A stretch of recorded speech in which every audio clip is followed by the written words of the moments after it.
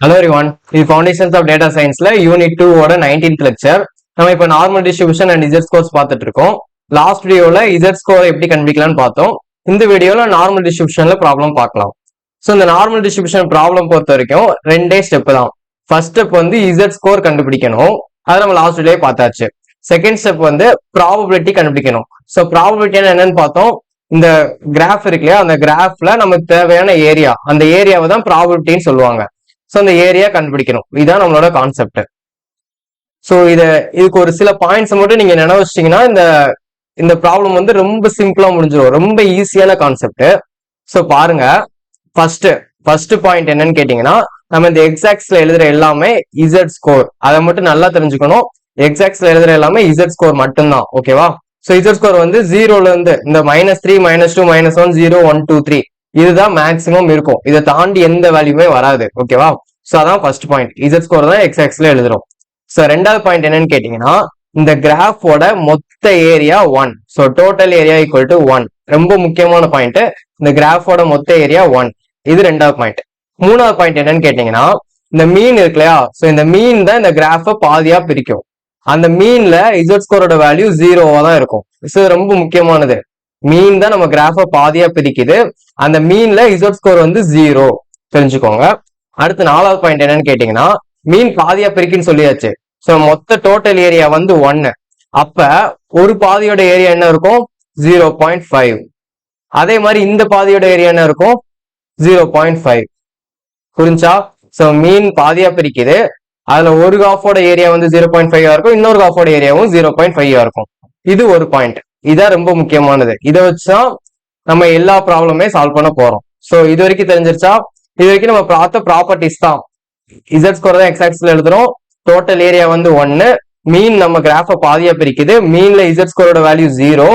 அடுத்து மீன் பாதியா பிரிக்கிறதுனால ஒரு பாதியோட ஏரியா வந்து 0.5 இருக்கும், இன்னொரு பாதியோட ஏரியாவும் 0.5 இருக்கும். அதே மாதிரி இன்னொரு சின்ன புது கான்செப்ட் என்னன்னு கேட்டீங்கன்னா, நம்ம இங்க ஏரியா தானே கண்டுபிடிக்க போறோம். சோ இப்ப எனக்கு எக்ஸாம்பிளுக்கு இந்த 0ல இருந்து இந்த 1 வரைக்கும் ஒரு ஏரியா தேவை. அப்ப என்ன பண்ணுவேன், இப்படி கிராஃப்ல இப்படி டிரா பண்ணுவேன், எனக்கு இந்த ஏரியா தான் தேவை அப்படின்ட்டு. சோ இப்படி தேவைப்படுதா, இந்த 0ல இருந்து 1 வரைக்கும் தேவைப்படுச்சு அப்படின்னா, இந்த ஏரியாவை நமக்கு இசட் டேபிள் ஒரு டேபிள்ல கொடுத்துருப்பாங்க. சோ அந்த இசட் டேபிள் வந்து இப்படிதான் இருக்கும். இது வந்து நம்ம லாக் புக் மாதிரி, நீங்க எக்ஸாம்ல கேட்டீங்கன்னா, உங்க ஸ்டாஃப்ட கேட்டீங்கன்னா இது கொடுப்பாங்க. சோ இந்த டேபிளை வாங்கிட்டீங்கன்னா, இந்த வேல்யூ இருக்கு இல்லையா, இந்த 0ல இருந்து எந்த ஒரு வேல்யூக்கு எனக்கு ஏரியா வேணுமோ அதை இந்த இசட் டேபிளே கொடுத்துருவாங்க. சோ பாருங்க, இந்த டயக்ராம்ல ஏதாவது கொடுத்துருக்காங்க பாருங்க. 0ல இருந்து எனக்கு இசட்னு, சோ இசட் வந்து என்ன வேணாலும் இருக்கலாம், 0.5 0.8 எதுனாலும் இருக்கலாம். அதோட ஏரியா வந்து இந்த டேபிள்ல வேல்யூ இருக்கும், ஓகேவா? சோ இந்த டேபிளை எப்படி வேல்யூ கண்டுபிடிக்கிறதுங்கிற அப்புறம் சொல்றேன், இப்போதைக்கு தெரிஞ்சுக்கோங்க, ஓகேவா? சோ இப்போ எனக்கு என்ன தெரிஞ்சிருச்சு, மொத்த ஏரியா 1ன்னு தெரிஞ்சிருச்சு, ஒரு பாதியோட ஏரியா 0.5 தெரிஞ்சிருச்சு. அதே மாதிரி எனக்கு 0ல இருந்து ஏதாவது ஒரு நம்பருக்கு ஏரியா தேவை அப்படின்னா அதான் நான் இந்த இசட் டேபிள பார்த்து எழுதிக்கலாம்னு தெரிஞ்சிருச்சு. இந்த 3 தெரிஞ்சா போதும், எந்த ஒரு ப்ராப்ளம் வந்தாலும் ஈஸியா சால்வ் பண்ணிடலாம், ஓகேவா? சோ இப்போதைக்கு இந்த இசட் டேபிள் மட்டும் சொல்றேன். இந்த இசட் டேபிள்ல நீங்க ஃபர்ஸ்ட் தெரிஞ்சுக்க வேண்டியது, நிறைய இசட் டேபிள்ஸ் இருக்கு. சோ நம்ம இன்டர்நெட்ல நிறைய இசட் டேபிள்ஸ் இருக்கு. நமக்கு தேவையான இசட் டேபிள் வந்து ஒன்னு டயக்ராம் இப்படி பாத்துக்கோங்க. டயக்ராம் வந்து 0ல இருந்து இசட் வரைக்கும் இருக்கணும். அப்படி இல்லை அப்படின்னா, டயக்ராமே கொடுக்கல அப்படின்னா, இந்த 0 இருக்கு இல்லையா, இந்த இசட் டேபிள்ல 0ல எனக்கு 0 இருக்கான்னு செக் பண்ணிக்கோங்க. சோ அப்பதான் நமக்கு இசட் டேபிள் கரெக்டா கொடுத்துருக்காங்கன்னு அர்த்தம். சோ இந்த மட்டும் செக் பண்ணிக்கோங்க. செக் பண்ணாதான் இந்த நம்ம கான்செப்ட் அப்ளை பண்ண முடியும். சோ அப்படி இல்லைன்னா வேற இசட் டேபிள் எப்படி இருக்கும்னா, 0ல 0.5 இருக்கும். அப்படி இருந்தா டிஃபரெண்டா நம்ம பண்ண வேண்டியிருக்கும், அது நிறைய கன்ஃபியூசிங்கா இருக்கும். நமக்கு தேவையான இசட் டேபிள் வந்து 0ல 0 இருக்கணும், அதை மட்டும் செக் பண்ணிக்கணும். ஓகே, இப்ப இசட் டேபிள்ல நம்ம எப்படி வேல்யூ கண்டுபிடிக்கலாம்னு பார்க்கலாம். இப்ப எனக்கு எக்ஸாம்பிளுக்கு 0.62க்கு எனக்கு தேவைன்னு வச்சுக்கோங்க. நான் என்ன பண்ணணும்னு கேட்டீங்கன்னா, இந்த 0.6 பார்க்கணும். இங்க இருக்கா, இந்த 0.6 பார்க்கணும் லெஃப்ட் சைட்ல. மேல வந்து 0.02 பார்க்கணும். சோ இதுதான் 0.62ன்னு அர்த்தம், ஓகேவா? சோ 0.62னா இதை பார்க்கணும், 0.63னா இதை பார்க்கணும், 0.64னா இதை பார்க்கணும், 0.65னா இதை பார்க்கணும். சோ அதை மட்டும் தெரிஞ்சுக்கோங்க. இந்த சைட்ல உள்ள எல்லாமே 0.1 0.2 அது மாதிரி இருக்கும். இந்த சைட்ல எல்லாமே அடுத்த டெசிமல் என்ன இருக்கு அப்படிங்கிறத மேல கொடுத்துருப்பாங்க. சோ எனக்கு 0.62 வேணும்னா 0.6ல 0.02 பார்க்கேன். சோ இப்போ எனக்கு என்ன வரும், 0.2324 வரும். இப்போ எனக்கு எக்ஸாம்பிளுக்கு 1.32ன்னு வேணும்னு வச்சுக்கோங்க. 1.32. அப்ப என்ன பண்ணணும், நான் 1.3ல போயிட்டு மறுபடியும் அந்த 0.02 பார்க்கணும். ஸோ அப்ப என்ன வரும், எனக்கு 0.4066 வருது. ஸோ இப்படிதான் இந்த இசட் டேபிள்ல நான் வேல்யூ கண்டுபிடிக்க போறேன்.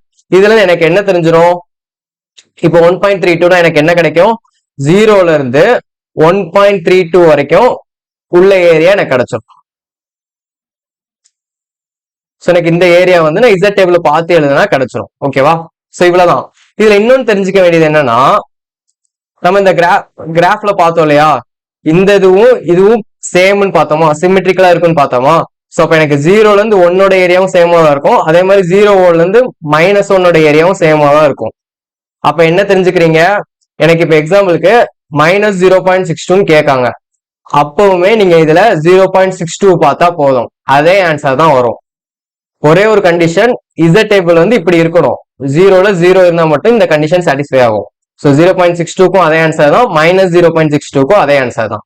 ஓகேவா? ஸோ இவ்வளவுதான். இந்த கான்செப்ட் மட்டும் நீங்க புரிஞ்சுக்கோங்க. இப்ப நம்ம ப்ராப்ளம் பார்ப்போம், ரொம்ப ஈஸியா இருக்கும். ஓகேவா? ஸோ இதான் ப்ராப்ளம், நமக்கு ஆல்ரெடி கேட்டதுதான், 7 மார்க்ஸ்ல கேட்டிருக்காங்க, ரொம்ப ஈஸியா இருக்கும் பாருங்களேன்.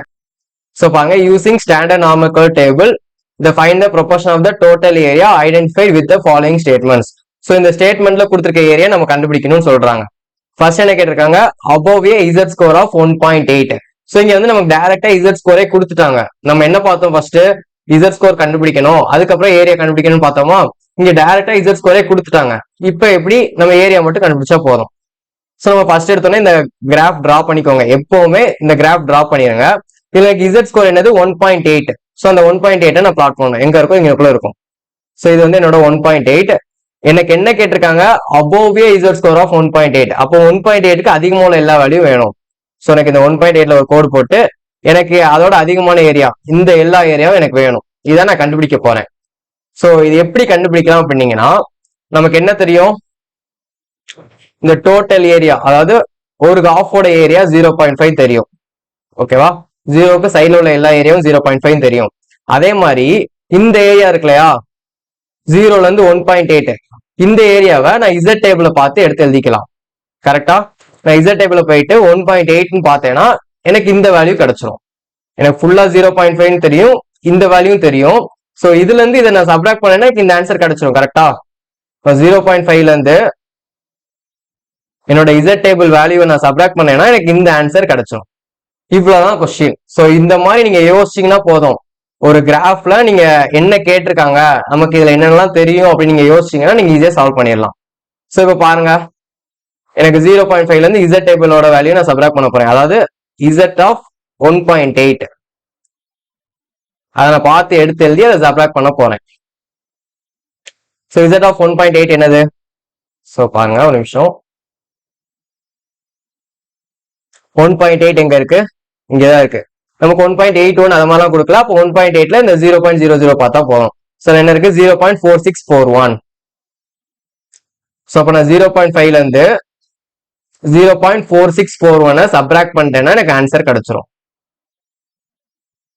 ஸோ இதோட ஆன்சர் என்ன வரும், 0.0359. ஸோ இதான் இதோட ஆன்சர். இவ்வளவுதான், ரொம்ப சிம்பிளா சால்வ் பண்ணிடலாம். ஆனா நீங்க இதை எப்படி மென்ஷன் பண்ணணும்னு கேட்டீங்கன்னா, நம்ம ஏரியா வந்து ப்ராபபிலிட்டின்னு பார்த்தோமா. So probability of Z greater than 1.8. So நமக்கு என்ன கேட்டிருக்காங்க, above இசட் ஸ்கோர் கேட்டிருக்காங்களா, அதான் கிரேட்டர் தேன் 1.8 எழுதிருக்கேன். ஸோ இப்படிதான் நீங்க மென்ஷன் பண்ண போறீங்க, இப்படிதான் நீங்க சால்வ் பண்ண போறீங்க, ரொம்ப சிம்பிளா. ஸோ இப்போ அடுத்த கொஸ்டின் பார்ப்போம், ரொம்ப ஈஸியா இருக்கும். Between mean and Z score of 1.65. So நமக்கு மீன் என்ன தெரியும், இங்க இருக்கு. ஓகேவா? ஸோ இந்த மீனுக்கும் 1.65க்கு நடுவில் உள்ள ஏரியா கேட்டிருக்காங்க. ஸோ 1.65 எங்க இருக்கும், இங்கக்குள்ள இருக்கும்னு வச்சுக்கோங்க. ஸோ ரெண்டுக்கு நடுவில் உள்ள ஏரியா. அப்ப என்ன பண்ணணும், நமக்கு தெரியும் 0ல இருந்து 1.65க்கு ஏரியா வேணும்னா நான் ஜஸ்ட் இந்த டேபிள பார்த்து எடுத்ததுன்னா எனக்கு ஆன்சர் வந்துடும். பாருங்க, 1.65 எங்க இருக்கு, இது 1.6, அதுல 0.05. ஸோ இந்த டேபிள் அப்படியே பாருங்க, ஸோ இங்க இருக்கு 0.4505. இவ்வளவுதான் இதோட ஆன்சர். எதுவுமே நான் பண்ண தேவையில்லை, எனக்கு எந்த ஏரியா தேவைன்னு பார்க்கேன், அந்த ஏரியா நான் இசட் டேபிள் இருந்து எடுத்ததுன்னா எனக்கு ஆன்சர் வந்துருச்சு. ஸோ பி ஆஃப் இசட் இங்க வந்து எப்படி எழுதணும்னா, மீன்ல இருந்து கொடுத்துருக்காங்க இல்லையா, இசட் வேல்யூ மீன்ல என்ன இருக்கும், 0. 0ல இருந்து 1.65க்கு நடுவுல. ஸோ பிட்வீன்னா இப்படிதான் மென்ஷன் பண்ணணும். இந்த ஏரியா எனக்கு என்ன கிடைச்சிருக்கு? 0.4505.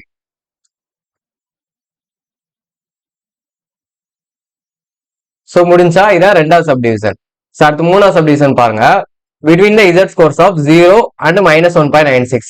ஸோ 0 நமக்கு சொன்னதான் மீன் கொடுத்தாங்க ரெண்டாவது சப்டிவிஷன்ல. மூணாவதுல என்ன கொடுத்துருக்காங்க? 0ன்னு கொடுத்துருக்காங்க. நான் என்ன சொன்னேன்? மீன்ல இசட் ஸ்கோர் எப்பவுமே 0வா தான் இருக்கும். அப்ப மீனும் ஒண்ணுதான் 0 ஒண்ணுதான். கரெக்டா? ஸோ இந்த 0ல இருந்து -1.96 எங்க இருக்கும்? இங்கக்குள்ள இருக்கும்.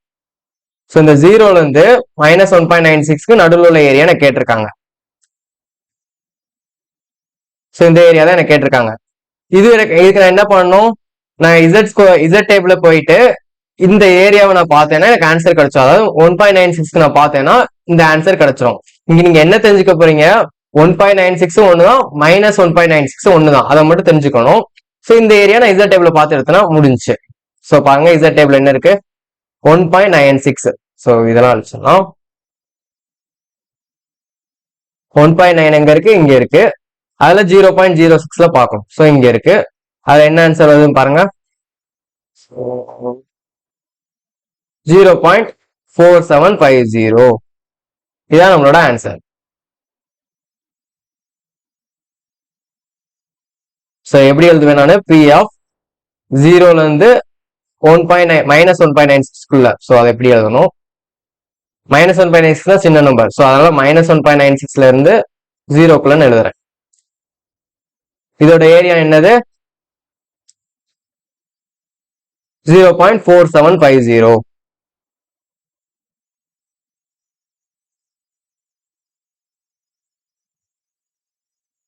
ஸோ இவ்வளவுதான். பாத்தீங்களா, ரொம்ப சிம்பிளா முடிஞ்சிடும். நீங்க என்ன பண்ண போறீங்க? நார்மல் டிஸ்ட்ரிபியூஷன் எப்படி கேட்டாலும் சரி, ஃபர்ஸ்ட் இசட் ஸ்கோர் கண்டுபிடிச்சிருங்க. கண்டுபிடிச்சிட்டு இந்த கிராஃப் இருக்கு இல்லையா, இந்த ஏரியா, இதுல எந்த ஏரியா எனக்கு தேவைப்படுது அப்படி பாருங்க. பார்த்துட்டு உங்களுக்கு ஒரு அண்டர்ஸ்டாண்டிங் வந்துடும். ஸோ ஃபுல் ஏரியா ஒன்றுன்னு தெரியும். அப்போ பாதியோட ஏரியா 0.5 தெரியும். அதே மாதிரி இந்த ஏரியா இருக்கு இல்லையா, இந்த ஏரியா 0ல இருந்து எந்த நம்பருக்கு ஏரியா வேணாலுமே அந்த இசட் டேபிள்ல பார்த்து எழுதுனா ஆன்சர் வந்துடும் எனக்கு தெரியும். ஸோ அப்ப என்ன செய்ய போறேன்? இந்த எல்லா கான்செப்டையும் நீங்க சேர்த்து பார்த்தீங்கன்னா எப்படி கண்டுபிடிக்கலாம் உங்களுக்கு புரிஞ்சிடும். இவ்வளவுதான் நார்மல் டிஸ்ட்ரிபியூஷன்ங்கிறது. ரொம்ப சிம்பிளான ப்ராப்ளம்ஸ், ஆனா இம்பார்ட்டன்டானது. உங்களுக்கு பாத்தீங்களா, இவ்வளவுதான். 3 கொஸ்டின் ஈஸியா இருந்துச்சு. இதுக்கு 7 மார்க்ஸ் கொடுக்காங்க. ஸோ ஈஸியா ஸ்கோர் பண்ணிடலாம். ஸோ இதுல ஒண்ணு தெரிஞ்சுக்கணும், இந்த இசட் டேபிள் மட்டும் நீங்க பார்த்து கவனமா வாங்குங்க. ஏன்னா இசட் டேபிள் நிறைய டைப் ஆஃப் டேபிள் இருக்கு. இல்ல நீங்க செக் பண்ண வேண்டியது 0.00ல 0ன்னு இருக்கான்னு மட்டும் செக் பண்ணிக்கோங்க. ஏன்னா வேற டேபிளா இருந்தா 0.5 இருக்கும். அதை சால்வ் பண்ணா நம்ம கஷ்டமா இருக்கும். ஸோ உங்க 0ல 0 இருக்கான்னு பார்த்து டேபிள் வாங்க. இதுல இதுக்கு நேம் வந்து ஸ்டாண்டர்ட் நார்மல் டேபிள்னு சொல்லுவாங்க.